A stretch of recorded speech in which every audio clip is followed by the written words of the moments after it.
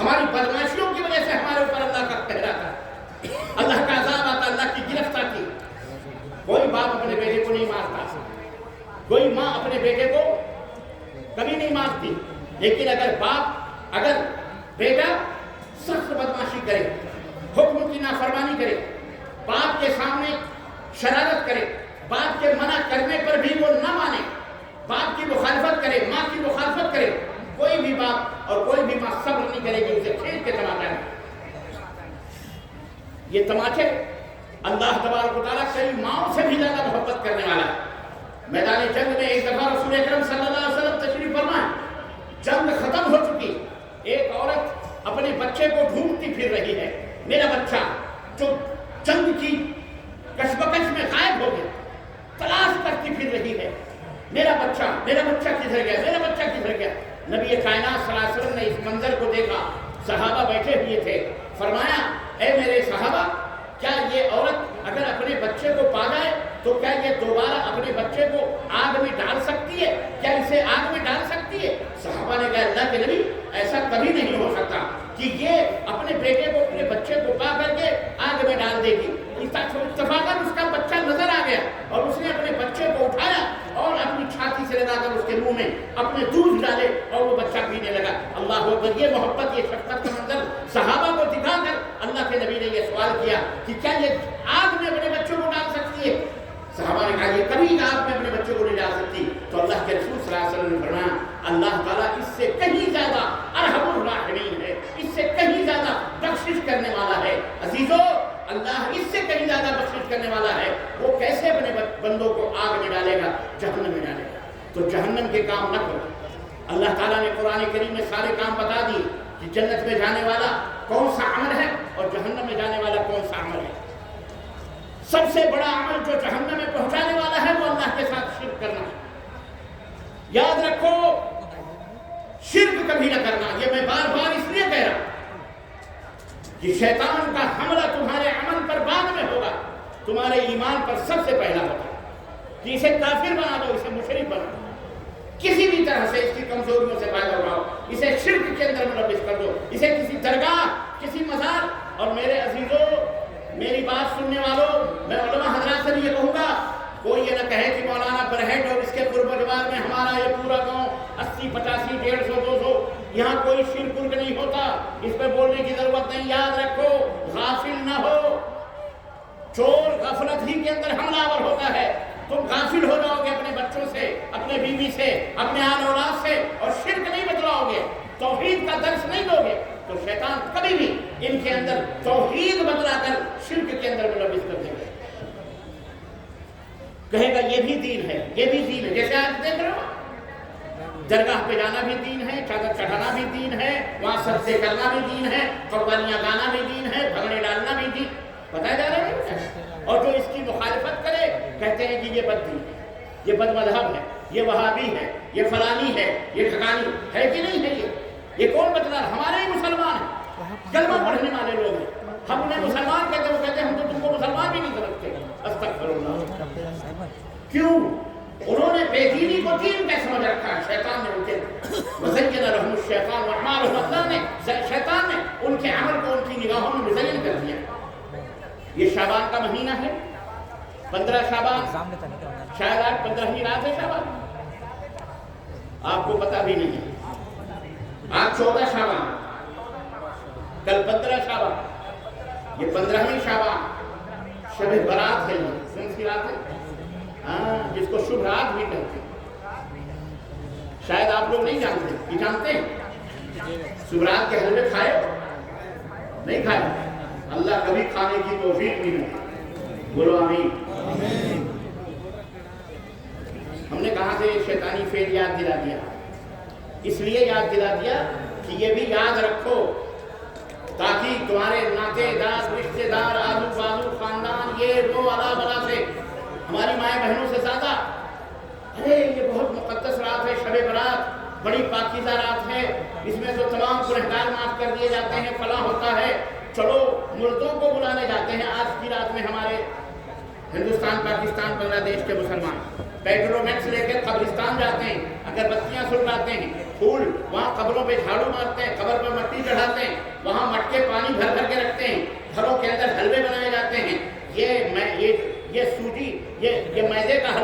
یہ چنے کا حلوہ ہے، یہ آٹے کا حلوہ ہے، یہ چاول کا حلوہ، پتہ نہیں 10 قسم کے حلوے بنائے جاتے ہیں۔ مولوی صاحب کو بلایا جاتا ہے، اس کے اوپر میاں میاں ہوتا ہے، فاتحہ دلائی جاتی ہے اور پھر اس کو لوگوں میں تقسیم کیا جاتا ہے۔ اس کو حضرت اویس قرنی کے نام سے باقاعدہ ایصال ثواب کیا جاتا ہے، استغفر اللہ۔ اور یہ عقیدہ رکھا جاتا ہے کہ یہ رات وہ رات ہے کہ جس میں اللہ نے اویس قرنی کے لیے جنت سے حلوہ بھیجا تھا۔ اویس قرنی کون ہے، کیا ہے، یہ پوری ایک کہانی ہے، شیطان کی آنکھ ہے۔ یہ تمام سب بکواس ہے، یہ تمام سب کیا ہے، بکواس ہے۔ آج کی رات پٹاخے پھوڑے جاتے ہیں، الحمدللہ آپ حضرات تو ایک دینی مجلس میں بیٹھے ہو، لیکن آج مسلمانوں کے یہاں جا کے دیکھو باقاعدے پٹاخے، تو پتہ نہیں کیا کیا شب برات کے پٹاخے پھوڑے جاتے ہیں، چراغ جلائے جاتے ہیں اور کیا کیا کیا جاتا ہے، حالانکہ یہ اسلام کے اندر اس کا کہیں وجود بھی نہیں، کہیں کا پتہ نہیں۔ اسی کو بدعت کہا جاتا ہے، اس کو کیا کہا جاتا ہے؟ اور اللہ کے حبیب نے فرمایا بدعت من احدث فی امرنا ھذا ما لیس منہ فہو رد، ہمارے لائے ہوئے اس دین میں کسی بھی نئی چیز کا کوئی اضافہ کرتا ہے تو وہ بدعت ہے۔ بدعت کل بدعت ضلالہ، ہر بدعت گمراہی، ہر بدعت گمراہی، ہر وہ نئی چیز جو اسلام میں۔ اب کوئی مولوی کھڑا ہو کر کے آپ سے یہ بھی کہہ سکتا ہے، تمہارا مولوی آ کے بول کے گیا یہ بدعت ہے، یہ بدعت ہے، تو بتاؤ یہ مائکرو فون میں تقریر کرنا یہ کیا سنت سے ثابت ہے؟ یہ بھی تو بدعت ہے۔ اسٹیج بنانا بھی بدعت ہے، یہ مائکرو فون استعمال کرنا بھی بدعت ہے، محراب بنانا بھی بدعت ہے، مینارہ بنانا بھی بدعت ہے، گھڑی پہننا بھی بدعت ہے، فلانا کپڑا پہننا بھی بدعت ہے۔ بولی دنیا بھر کے آپ کے سامنے گمراہیوں والی باتیں کرے گا تو آپ کیا کرو گے؟ آپ کنفیوز ہونا، میرے واقعی یار یہ تو بات صحیح کہہ رہا ہے، ربانی صاحب نے تو کہا کہ یہ بدعت ہے، یہ بھی بدعت، یہ بھی بدعت، یہ بھی بدعت ہے۔ یہاں آپ کی تھوڑی سی توجہ کی ضرورت ہے۔ بدعت کس کو کہتے ہیں اس کو سمجھو، وہ آپ کو کنفیوز کرنا۔ ہر وہ کام جسے دین سمجھ کر کے کیا جائے، کیا سمجھ کر کے؟ دین سمجھ کر کے۔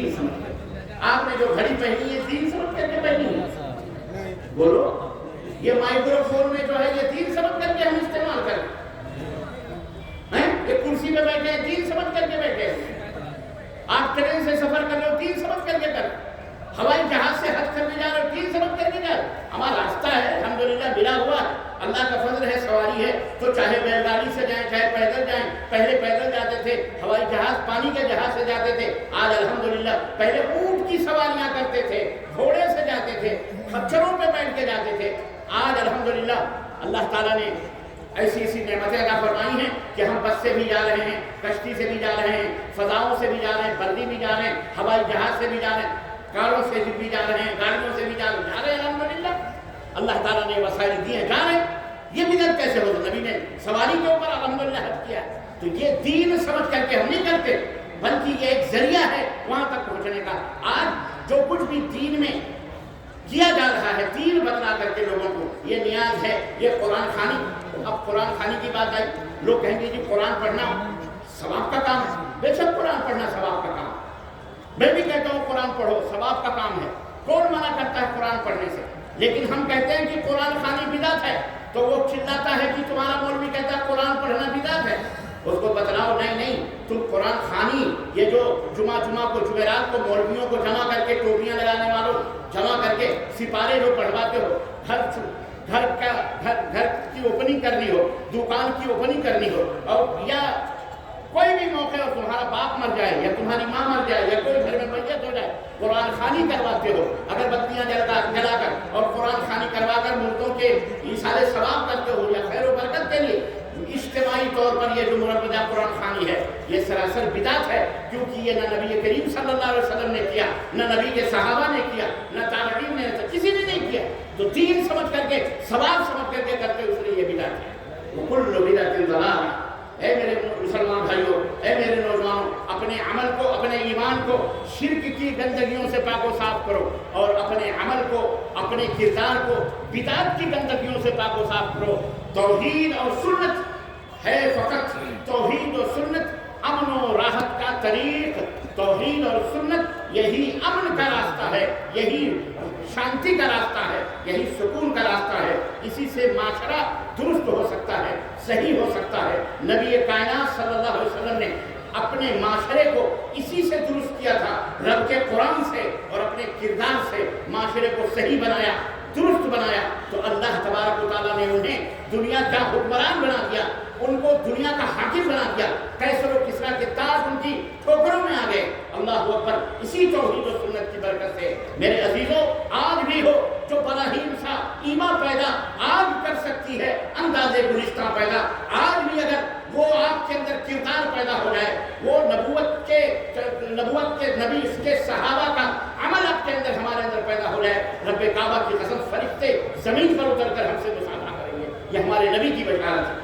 اس لیے آج اگر امن چاہتے ہو، راحت چاہتے ہو، دولت چاہتے ہو، سکون چاہتے ہو، بیماریوں سے نجات چاہتے ہو، دنیا کی اعلیٰ بلاؤں سے نجات چاہتے ہو، اے مسلمانوں، اے میرے دوستوں اور اے میرے وطن کے تمام لوگوں، برادران وطن کو بھی میں مخاطب کر کے کہہ رہا ہوں، واللہ اگر تم امن چاہتے ہو تو اپنے مالک پروردگار کی عبادت و بندگی کرو، اپنے مقصد زندگی کو نہ بھولو، اللہ کی عبادت و بندگی کرو، رب کے قرآن کو پڑھو، سمجھو، اس کو اپنے زندگی کے اندر ڈھالو، انشاءاللہ تعالی من یطع اللہ ورسولہ فقد فاز فوزا عظیما۔ جو اللہ کی پیروی کریں گے، جو رسول کی پیروی کریں گے، وہی کامیاب ہوں گے۔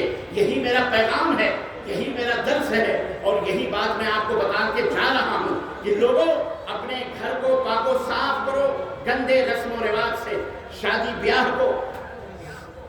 بیاہ کو اپنی میتوں کو سب کو دیجئے، دوئم سوئم 11ویں 12ویں 40واں برسی اور اسی طرح سے ان تمام سب چیزوں سے پاک صاف کرو۔ اپنی شادی اور بیاہ کو سنت کے مطابق بناؤ، نہ بارات لے جاؤ نہ بارات لاؤ، نہ جہیز دو نہ جہیز لو، یہ حرام ہے اسلام کے اندر، یہ حرام ہے میرے نوجوان دوستوں۔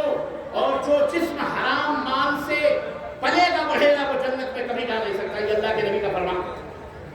جو خون، جو گوشت اور گوشت حرام مال سے پیدا ہوتا ہے، حرام مال سے بنتا ہے، وہ دعا بھی کرتا ہے تو اس کی دعا قابل قبول نہیں، اللہ تعالیٰ اس کی دعا اس کے منہ پہ مار دیتا ہے جو الحمد رکھے۔ اس لیے میں اپنی ماں بہنوں سے بھی کہوں گا، شادی کو آسان بناؤ، شادی کو آسان کرو تاکہ زنا معاشرے سے ختم ہو جائے، مشکل ہو جائے۔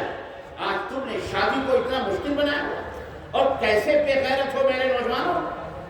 ایک باپ 16-18 برس تک اپنی بیٹی کو پالتا ہے، پوستا ہے، کھلاتا اور پلاتا ہے، پڑھاتا اور لکھاتا ہے، اور پھر اس کے لیے ایک شوہر ڈھونڈتا ہے، اور پھر اگر تم خوش قسمتی سے آ گئے یا بد قسمتی سے تو تم باپ سے مطالبہ کرتے ہو کہ ہم کو اتنا جہیز چاہیے، ہم کو 4 ویلر چاہیے، ہم کو 2 ویلر چاہیے، ہم کو راڈو گھڑی چاہیے، ہم کو بنگلہ چاہیے، ہم کو اتنے بگھے زمین چاہیے، ہم کو آلہ چاہیے، ہم کو اتنے کا موبائل چاہیے، ہم کو اتنے کا آلہ بلا پتہ نہیں کیا کیا مطالبات کرتے ہو جہیز کا۔ اور تو اور ہے شرم و حیا نہ جانے ان نوجوانوں سے کہاں روٹھ گئی کہ سونے کے لیے بستر بھی بیوی سے مانگتا ہے، چارپائی بھی بیوی کی چاہیے، اس ذلیل کو، اس کمبخت دولہے کو کیا چاہیے؟ چارپائی بھی۔ ارے جاگے کسی یہ برہٹ کے پیچھے جو نہر ہے نا، جا کے ڈوب مر اسے، جا کے ڈوب مر ان ندی کے اندر، چلو بھر پانی کے اندر ڈوب مر، اس بسترے پر سوئے گا، تیری کمائی کا بسترا، تیری کمائی کی چارپائی کی شرم نہیں آتی، اس پر اپنی بیوی کے ساتھ سوئے گا۔ بیوی کی کیا تیری عزت بیوی کی نظر میں کیا ہوگی؟ وہ لڑکی جب سوچے گی کہ یہ میرا شوہر، اس نے میرے باپ کو لاکھوں قرضے میں ڈبویا ہے، میرے ننھے منھے بھائیوں کو اس شوہر نے انہیں برسوں کا مقروض بنا دیا ہے، بینک کا، لوگوں کا لون لے کر کے میرے باپ نے جہیز دیے ہیں، موٹر سائیکل خریدے۔ بول اس کے دل میں تیری کتنی محبت ہے، محبت کرے گی تجھ سے؟ اللہ کی قسم بد دعائیں کرے گی۔ جب اس کا روتا ہوا بلکتا ہوا باپ اس کے سامنے آئے گا، اس کے ننھے منھے بھائی اس کی نظروں میں آئیں گے، واللہ بتا رہا ہوں تیرے لیے کوئی جذبہ محبت اس کے دل کے اندر چلے، لیکن مرد بنو، مرد، بھکاری نہ بنو۔ میرے ہاتھ میں گھڑی نہیں ہے، مجھے گھڑی دے دو، میرے باپ دادے نے کبھی سائیکل نہیں دیکھی، موٹر سائیکل دے دو، بھائی میرے گھر میں موٹر سائیکل، مجھے 4 ویلر دے دو، جہیز۔ اور تم مسلمانوں شرم کرو اللہ کی قسم، یہ غیروں سے آئی ہوئی، غیر قوموں سے آئی ہوئی بلائیں تم نے اپنے گردوں میں ڈالی۔ اے قرآن و سنت کے ماننے والوں، اپنے آپ کو اہل حدیث کہتے ہو، شرم تم کو مگر نہیں آتی،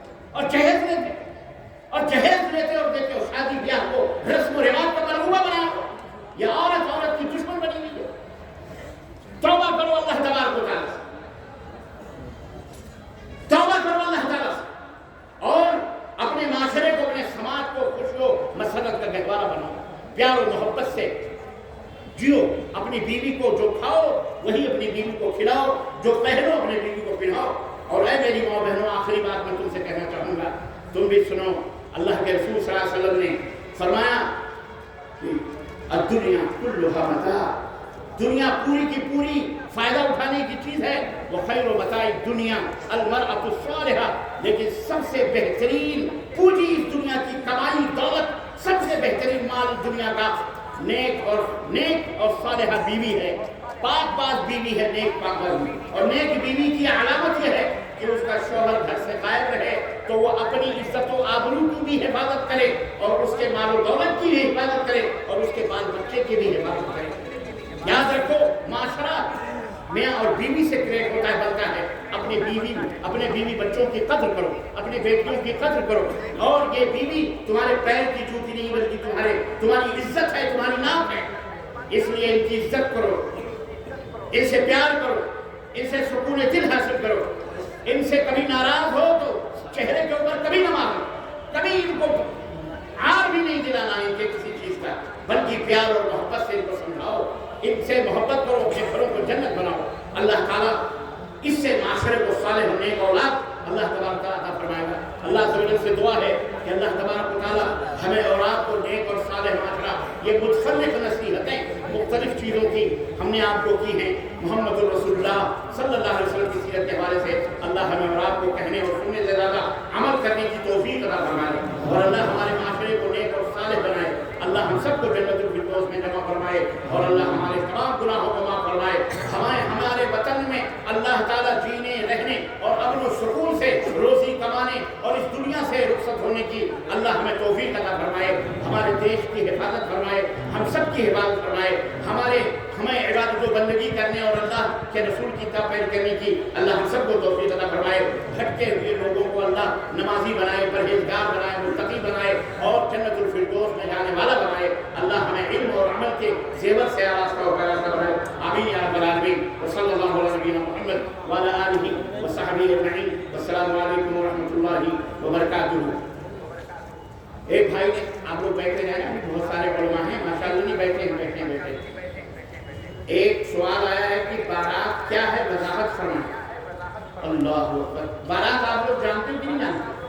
मैं समझता हूँ छोटा सा बच्चा भी कितना